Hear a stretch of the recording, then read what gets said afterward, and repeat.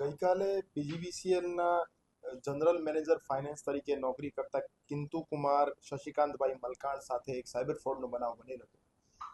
બનાવની હકીકત એવી હતી કે જે જનરલ મેનેજર ફાઇનાન્સ કિંતુ કુમાર મલકાણ છે એમને ગઈકાલે બપોરે એમના એમડી પીજીવીસીએલના એમડી સાહેબ કેતન જોશી સાહેબના પ્રોફાઇલ પિક્ચર રાખેલો અને એમના નામ લખેલું એક વોટ્સઅપ નંબરથી મેસેજ આવેલો કે હલો મલકાણ, હું મીટિંગમાં છું અને તાત્કાલિક મને આ અકાઉન્ટ નંબર ઉપર પીજીવીસીએલના ખાતામાંથી 45 લાખ રૂપિયા જેવાનું પેમેન્ટ કરી નાખો.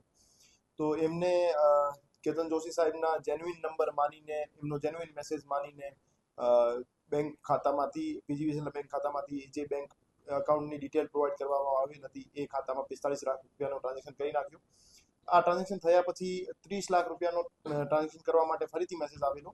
તો ફરીથી મેસેજ આવ્યા પછી એમને શંકા ગઈ, તો એમને પોતાના એમડી સાહેબ સાથે કન્ફર્મ કર્યો, તો એમને ખ્યાલ આવ્યું કે એમની સાથે સાયબર ફ્રોડનો બનાવ બનેલ છે. તો એના પછી એમને રાજકોટ શહેર સાયબર ક્રાઇમ પોલીસ સ્ટેશનનો સંપર્ક કર્યો અને જે એમની પાસે વિગતો હતી, બેંક અકાઉન્ટ નંબર અને વોટ્સએપ નંબર, એના આધારે જે બેંક અકાઉન્ટ ધારક અને વોટ્સએપ મોબાઈલ નંબર ધારક વિરુદ્ધ એક ગુનો દાખલ કરવામાં આવે છે અને એ ગુનાની તપાસ હાલ cyber crime police station Rajkot શહેરમાં ચાલી રહી છે.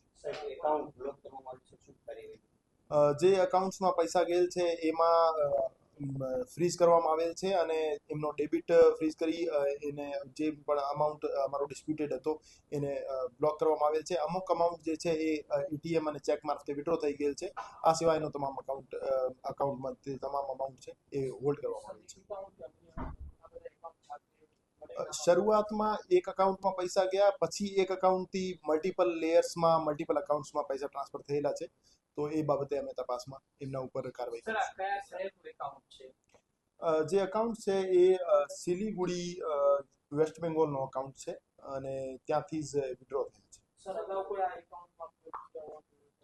ના, હજુ સુધી એ એકાઉન્ટમાંથી કોઈ ફ્રોડ થયાનો સામે નથી આવ્યો, પણ આજે સવારે એક બીજા ડિપાર્ટમેન્ટમાં રાજકોટ શહેરના જ એક બીજા અધિકારીને એ રીતનો મેસેજ આવ્યો હતો, પણ એમને સમયસર ખબર પડી ગઈ કે એ ફ્રોડ છે, તો એને સાયબર ક્રાઇમનો સંપર્ક કર્યો, તો એમને જાણ કરવામાં આવી હતી કે એ રીતે ટ્રાન્ઝેક્શન નહીં કરવા. હજુ સુધી અમારી પાસે જે પ્રાથમિક વિગતો અવેલેબલ છે એમાં 45 લાખ પૈકી 33 લાખ જેવી રકમ હોલ્ડ થયેલી છે અને 2.5 લાખ જેવી અમે ચોક્કસ કહી શકીએ કે આ વિડ્રો થઈ ગયેલી છે. બાકી તપાસ દરમિયાન સામે આવશે.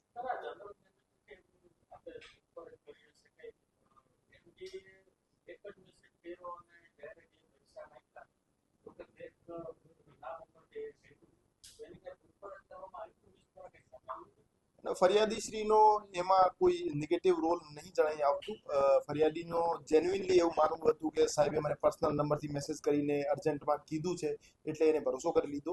પણ હું તમામને અવેર કરવા માંગુ છું કે એ રીતે આપ એક પણ અમાઉન્ટનો એક પણ નાનો ટુકડો પણ કોઈને ટ્રાન્સફર કરો તો એના પહેલા આપ એક વખત એટલીસ્ટ ટેલિફોનિક કન્ફર્મેશન લઈ લો. કોઈના મેસેજ આધારે અથવા કોઈ સોશિયલ મીડિયા સાઇટ અથવા વોટ્સએપના મેસેજ આધારે કોઈના અકાઉન્ટમાં આપ કોઈ પણ પ્રકારનો અમાઉન્ટ ટ્રાન્સફર ના કરો.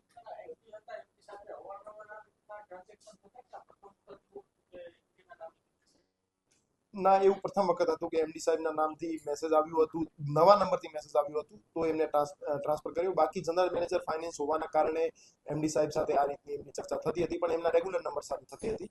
એ નવા નંબરથી પહેલી વખત ટ્રાન્સફર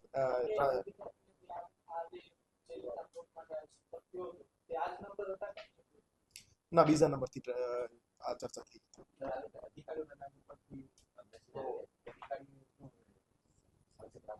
અમે રાજકોટ શહેરના જે તમામ કચેરીઓ છે એમના જે અકાઉન્ટ બ્રાન્ચમાં કામ કરતા માણસોને અવેર પણ કર્યા છે કે એ રીતે આપના બોસના નામે આપને કોઈ પણ પ્રકારનો મેસેજ આવે કે પર્ટિક્યુલર અમાઉન્ટ આપ એક ખાતામાં ટ્રાન્સફર કરો, તો આપ સીધા વાત માન્યા કરતા આપ એક વખત ટેલિફોનિક કન્ફર્મેશન લઈ લો, રૂબરૂ જઈને ચર્ચા કરી લો, પછી જ આપ કોઈ અમાઉન્ટ ટ્રાન્સફર કરો.